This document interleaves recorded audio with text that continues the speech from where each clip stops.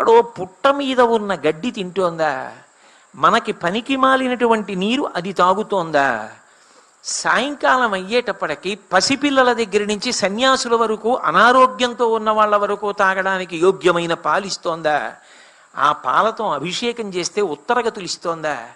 ఇంత గొప్ప పాలని ఈ ఆవు ఎలా తయారు చేస్తోంది? అసలు ఇంత గొప్ప పాలని తయారు చేయగలిగిన నిర్మాణాన్ని, ఆ వ్యవస్థని ఈ ఆవు శరీరంలో పెట్టినవాడెవరు? ఎవరిలా దీన్ని తయారు చేశాడు?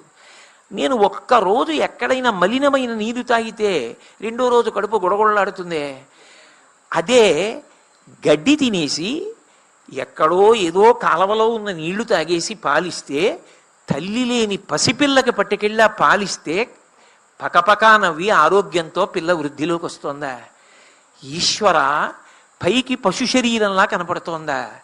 ఇంత అద్భుతమైన పదార్థం దాంట్లోంచి వస్తోందా? మళ్ళీ ఆ పాలు అంతటా నెయ్యుందా?